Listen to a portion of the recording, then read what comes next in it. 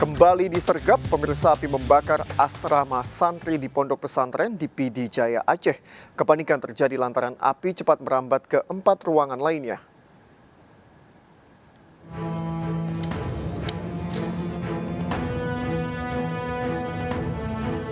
Api membakar asrama santri ada sebuah pondok pesantren di Jangkabuya, PD Jaya Aceh.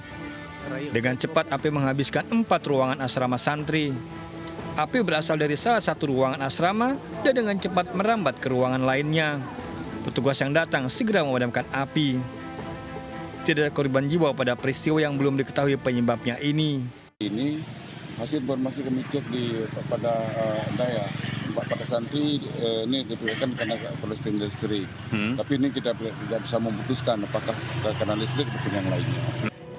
Kasusnya dalam penyelidikan. Dari PD Jaya Aceh, Jamal Pangwa melaporkan.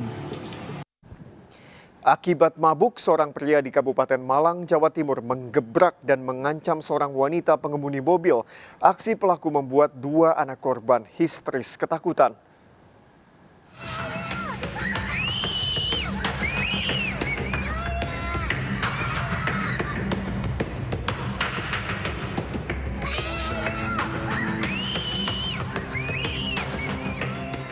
Pemilik mobil merekam aksi 2 pria mendobrak dan melakukan pengancaman di Jalan Raya Dusun Lemah Luwur, Wigir, Kabupaten Malang, Jawa Timur.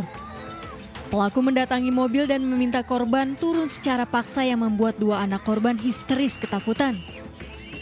Peristiwa terjadi saat korban tengah melintas di jalan sempit dan sempat menghentikan laju mobilnya. Pelaku yang berada di belakang berkendara motor terkejut dan emosi. Kedua pelaku langsung ditangkap di wilayah Kabupaten Blitar. Saat beraksi, pelaku dalam pengaruh minuman keras. Saya mabuk dalam pikiran yang buat saya menjadi emosi sama orang. Pelaku berhasil diamankan di Kabupaten Blitar. Diamankan di Blitar, dibawa ke Polres. Pelaku ini dari beberapa keterangan saksi sering melakukan keonaran di Kecamatan Wakil. Pelaku merupakan residivis kasus penadahan tahun 2013 lalu. Akibat perbuatannya, kedua pelaku terancam 4 tahun penjara. Dari Malang, Jawa Timur, Saif Hajarani, iNews melaporkan. Seorang bocah SD di Tasikmalaya, Jawa Barat meninggal dunia diduga akibat depresi. Korban sebelumnya menjadi korban perundungan teman-temannya setelah dipaksa menyetubuhi seekor kucing.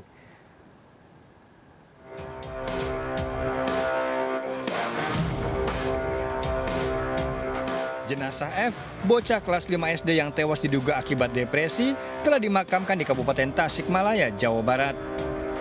Korban 11 tahun meninggal saat dirawat di rumah sakit. Ironis, peristiwa diduga berawal saat anak kedua dari 5 bersaudara ini dipaksa sejumlah temannya untuk menyetubuhi kucing. Aksi tersebut direkam oleh teman korban dan dibagikan ke media sosial akhir Juni lalu. Usai videonya viral, korban dibully teman-temannya. Kondisi ini diduga membuat korban depresi hingga sempat dirawat di rumah sakit, namun nyawanya tak tertolong. Ini informasi yang kami dapatkan dari keluarganya, sehingga pada saat hari Jumat yang lalu anak tersebut dibawa ke rumah sakit. Ketika anak ini dibawa ke rumah sakit, sempat dibawa pulang dulu, tetapi kemudian dibawa kembali ke rumah sakit, dan tepat pada saat malam Senin, anak tersebut meninggal dunia. Lembaga Perlindungan Anak Jawa Barat sudah berkoordinasi dengan instansi terkait untuk menelusuri kasus ini. Kejadian ini diduga tak lepas dari masa lalu para pelaku yang diduga mendapat perlakuan yang sama. Kami sekarang sedang mendalami kasus ini dan ingin coba mencari seperti apa kronologis yang secara fiksnya. Kasusnya dalam penyelidikan. Dari Tasikmalaya dan Bandung, Jawa Barat melaporkan. Tim dari Komisi Perlindungan Anak Indonesia Daerah Kabupaten Tasikmalaya mendatangi Unit Perlindungan Perempuan dan Anak Polres Tasikmalaya, Jawa Barat. Mewakili keluarga yang tak mampu secara fisik dan kejiwaan, KPAID melaporkan kasus dugaan perundungan yang diduga dialami siswa kelas 5 SD. Aksi perundungan yang dialami bocah SD diduga dilakukan teman-teman mainnya sendiri. Korban dipaksa menyetubuhi seekor kucing dan direkam hingga viral di media sosial. Polisi masih melakukan penyelidikan terkait kasus dugaan perundungan ini.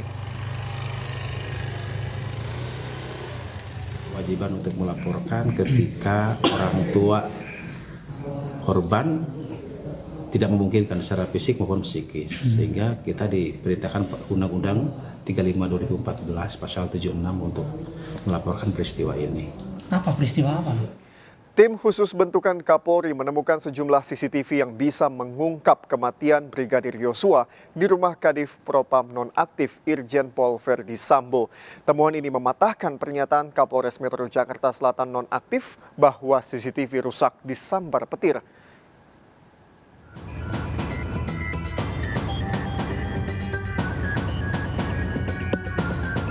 Dan sampai saat ini berdasarkan alat bukti yang kami dapatkan, kami belum menemukan adanya alat bukti yang menguatkan persangkaan tadi terhadap saudara RJ yang melakukan pidana.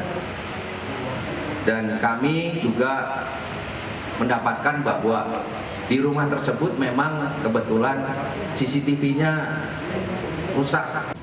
Pernyataan Kapolres Metro Jakarta Selatan nonaktif Kombes Budi Herdi Susianto terkait CCTV yang rusak terbantahkan.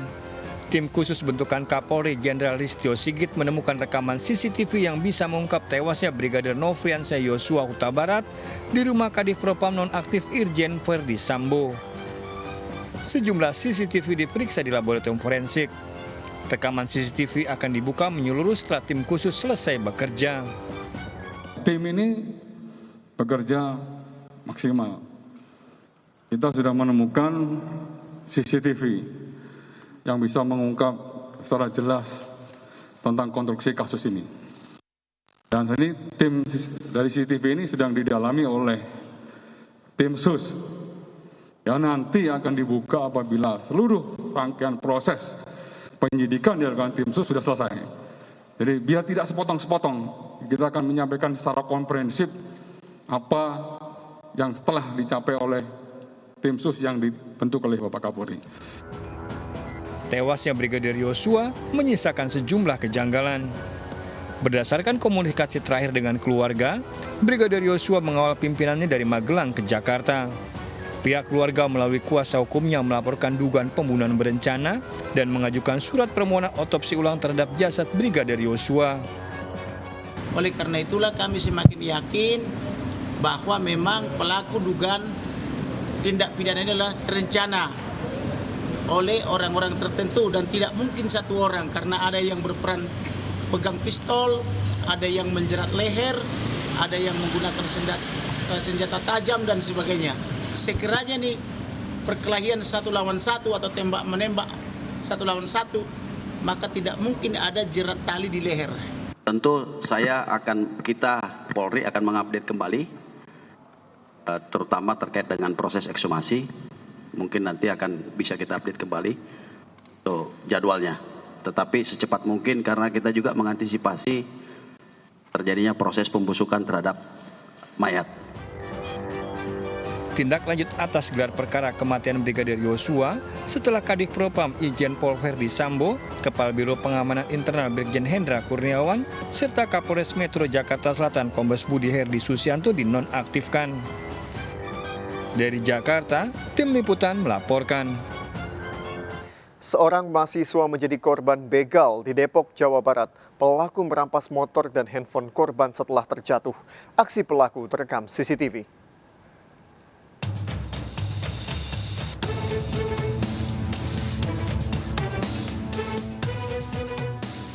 Pelaku begal berboncengan 3. Terekam CCTV menendang seorang mahasiswa berkendara motor hingga terjatuh di Jalan Raya Tonjong Tanjur Halang, Depok, Jawa Barat. Dua pelaku kembali menghampiri korban, merampas motor dan handphone. Korban sempat melawan namun pelaku tancap gas melarikan diri. Akibat kejadian ini, korban alami luka pada bagian wajah. Pelakunya 3 orang. 3 orang. Korban ada luka nggak sih? Lukanya ada sedikit di sini. Kebetulan tadi pagi juga ada dia. Sempat diancam pakai senjata tajam atau pistol? Enggak. Dia apa Kalau ya jatuhnya? kejadiannya ditendang doang.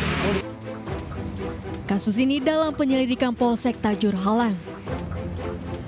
Dari Depok, Jawa Barat, Iyung Rizky, iNews melaporkan.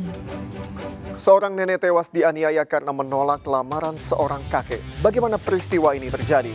Ikuti informasi lengkapnya sesaat lagi, tetap di Sergap.